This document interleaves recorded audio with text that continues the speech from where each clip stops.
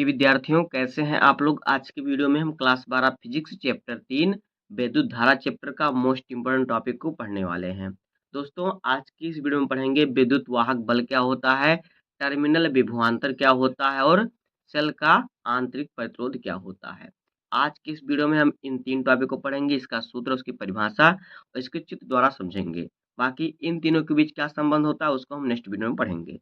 तो वीडियो को स्टार्ट करते हैं। अगर आप वीडियो पर नए हैं तो वीडियो को लाइक कर दीजिए, चैनल पर नए सब्सक्राइब कर दीजिए, बेल आइकन को प्रेस कर दीजिए, क्योंकि बोर्ड एग्जाम के हर सब्जेक्ट का हर इंपॉर्टेंट टॉपिक का वीडियो आपको इस चैनल पर डेली मिलता रहेगा। तो वीडियो को स्टार्ट करते हैं। देखिए, विद्युत वाहक बल होता क्या है, पहले इसको समझ लेते हैं। देखिए, जब सेल से कोई धारा ना ली जा रही हो, यानी सेल से कोई धारा प्रवाहित ना की जा रही हो, परिपथ क्या है वो खुला हो, परिपथ खुला रहेगा यानी कि सेल से कोई धारा नहीं ली जा रही है, तो सेल के दोनों इलेक्ट्रोड कैथोड और एनोड के बीच अधिकतम विभवांतर जो होगा वही होगा विद्युत वाहक बल, और इसे ई से प्रदर्शित करते हैं। अब आइए इसको हम चित्र द्वारा समझते हैं। ये देखिए, ये हमारा क्या है, परिपथ है। ये एक परिपथ है। यहाँ पे देखिए कुंजी लगी है, यानी इसे हम जोड़ेंगे तब इसमें क्या, ये परिपथ बंद हो जाएगा। यहाँ पे देखिए, यहाँ पे क्या एक बैटरी लगी होती है, सेल लगी होती है। देखिए, इस प्रकार से जो सेल होता है, इस प्रकार से सेल का आंतरिक भाग होता है। इसमें 2 इलेक्ट्रोड लगे होते हैं, एक होता है एनोड, एक होता है कैथोड, एक पे प्लस चार्ज होता है, एक पे माइनस चार्ज होता है। अब देखिए, इसमें क्या होता है, इसमें एक वैद्युत अपघट्य पदार्थ भरा होता है। इसमें वैद्युत अपघट्य पदार्थ का जलीय विलयन भरा होता है, जिससे इसमें से धारा निकलती है। जब देखिए इसमें इसको परिपथ से जोड़ते हैं तो देखिए क्या होता है, इसमें जब धारा प्रवाहित होती है तो देखिए जो प्लस, इसमें जो प्लस वाला चार्ज होता है, जो विद्युत अपघट्य होता है, वो माइनस वाले इलेक्ट्रोड की तरफ गति करता है, और जो माइनस वाला जो इसमें जो विद्युत अपघट्य होता है वो प्लस वाले इलेक्ट्रोड की तरफ गति करता है। इस प्रकार से आके इधर ये जमा हो जाते हैं। ये होता है सेल का काम। अब देखिए कह रहा है विद्युत वाहक बल क्या होता है। तो देखिए, इसमें कह रहा है कि जब इसमें ये बैटरी ना जुड़ी हुई, ये बैटरी इसमें जुड़ा गया है। अब इसको जब यहाँ से देखिए कुंजी हटा देंगे तो ये सर यहाँ से कट जाएगा, यानी कि इसमें धारा प्रवाहित नहीं होगी। तो जब इसमें धारा प्रवाहित नहीं होगी, यानी कि जब सेल में कोई धारा प्रवाहित ना की जाए, जब सेल में कोई धारा ना ली जा रही हो, अर्थात परिपथ क्या हो, खुला हो। यहाँ से जब हम इसको कुंजी को हटा देंगे तो परिपथ खुल जाएगा। परिपथ खुला हो तो सेल के इलेक्ट्रोडों के बीच, तो देखिए ये जो हमारा सेल है इसमें 2 इलेक्ट्रोड हैं, तो इन इलेक्ट्रोडों के बीच जो अधिकतम विभवांतर होगा, जो अधिकतम जो विभव होगा वही होगा विद्युत वाहक बल। इन सेलों के बीच जो अधिकतम विभवांतर होगा वही होगा, इन इलेक्ट्रोडों के बीच जो अधिकतम विभवांतर होगा वो होगा विद्युत वाहक बल, और इसे हम ई से प्रदर्शित करते हैं। यानी कि जब परिपथ क्या हो, खुला हो, इसमें कोई धारा प्रवाहित ना हो रही हो, तब सेल के जो इलेक्ट्रोड हैं, इन इलेक्ट्रोडों के बीच जो जो विभवांतर उत्पन्न होगा या रहेगा वही होगा विद्युत वाहक बल, और विद्युत वाहक बल को हम ई से प्रदर्शित करते हैं। किससे? ई से। देखिए, ई बराबर सूत्र हमारा क्या होता है, यहाँ पे देखिए ई बराबर सूत्र होता है W बटे क्यू, जहाँ पे ई जो होता है विद्युत वाहक बल, W होता है कार्य और Q होता है आवेश। ई होता है विद्युत वाहक बल का सूत्र। अब देखिए हम पढ़ेंगे टर्मिनल विभवांतर क्या होता है। इसके बाद हम क्या पढ़ेंगे कि टर्मिनल विभवांतर क्या होता है। तो देखिए क्या होता है टर्मिनल विभवांतर, यहाँ पे देखिए, देखिए जब सेल से बाह्य परिपथ में धारा ली जा रही हो, देखिए विद्युत वाहक बल में क्या होता है, जब धारा ना ली जा रही हो, लेकिन टर्मिनल विभवांतर में क्या होता है, जब परिपथ में धारा ली जा रही हो, यानी कि अर्थात परिपथ बंद हो, तो सेल के दोनों इलेक्ट्रोड के बीच विभवांतर को टर्मिनल विभवांतर कहते हैं। इसका मान सदैव विद्युत वाहक बल से क्या होता है, कम होता है। अब देखिए चित्र द्वारा समझिए। देखिए ये हमारा परिपथ है और ये क्या है, सेल है। मान लीजिए इस सेल को हमने यहाँ पे लगा दिया, यहाँ पे सेल लगा था, लेकिन हमने इस सेल को थोड़ा बड़ा करके बनाया ताकि आपको समझ में आए। तो देखिए एक यहाँ पे माइनस चार्ज जुड़ेगा, यहाँ पे प्लस चार्ज जुड़ेगा।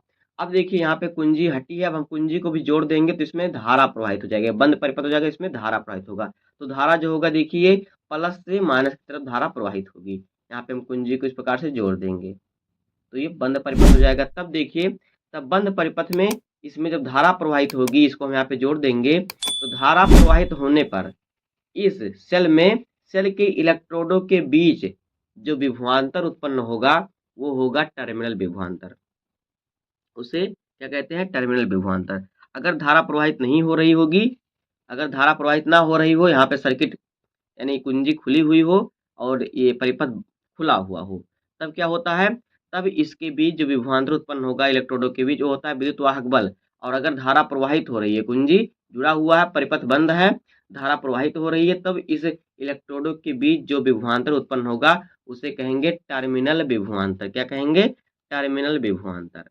यानी जब सेल से बाह्य परिपथ में धारा ली जा रही हो, अर्थात परिपथ बंद हो, तो सेल के दोनों इलेक्ट्रोडों के बीच के विभवांतर को टर्मिनल विभवांतर कहते हैं। इसका मान सदैव विद्युत वाहक बल से क्या होता है? कम होता है।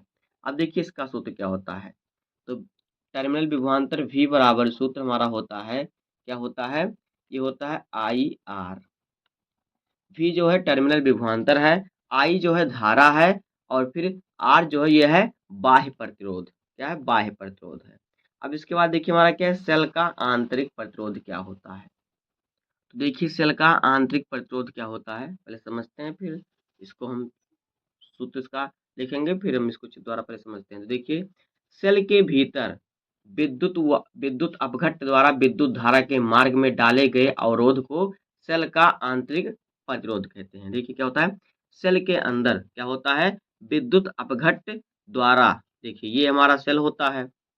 अब इसमें देखिए हम इसको यहाँ पे जोड़ेंगे, तो यहाँ पे अगर हम जोड़ेंगे इसमें परिपथ में, तो ये इसमें धारा प्रवाहित हो जाएगी। तो यहाँ पर हमें इस परिपथ से कोई मतलब नहीं, हमें सेल से मतलब है। कह रहा है कि सेल के भीतर विद्युत अपघट्ट द्वारा विद्युत धारा के मार्ग में डाले गए अवरोध को विद्युत सेल का आंतरिक प्रतिरोधक कहते हैं। सेल का आंतरिक क्या कहते हैं? प्रतिरोध कहते हैं। इसे स्मॉल r से प्रदर्शित करते हैं। तो देखिए ये हमारा सेल होता है। देखिए यहाँ पे देखिए ये हमारा होता है सेल। ये क्या होता है? ये होता है हमारा सेल। तो देखिए इससे क्या होता है? यहाँ पे देखिए, यहाँ पे ये इसमें विद्युत अपघट्ट पदार्थ घोला रहता है, उसका घोल यहाँ पे डाला गया रहता है सेल के अंदर। तो क्या कह रहा है कि इस अपघट्ट द्वारा, मान लीजिए यहाँ पे क्या है? Na+ और Cl- यहाँ इसमें घोला गया है। तो इस यहाँ पे देखिए जो यहाँ पे विद्युत अपघट्ट पदार्थ घोले गए, इन पदार्थों के द्वारा विद्युत धारा में जो रुकावट होती है उसे ही कहते हैं सेल का आंतरिक प्रतिरोध। क्या कहते हैं? सेल का आंतरिक प्रतिरोध। यानी कि विद्युत अपघट्ट, जिसमें विद्युत अपघट्ट घोला जाता है, उस घोले गए विद्युत अपघट्ट के द्वारा धारा प्रवाहित होने में जो रुकावट होती है, अवरोध होता है, उसे ही कहते हैं सेल का आंतरिक प्रतिरोध। इसे स्मॉल r से प्रदर्शित करते हैं। क्या कहते हैं? इसे स्मॉल r से प्रदर्शित करते हैं। इसका सूत्र देखिए कैसे होता है। यहाँ पे देखिए इसका सूत्र होता है स्मॉल r बराबर E-V और फिर बटे में V और फिर इंटू में R।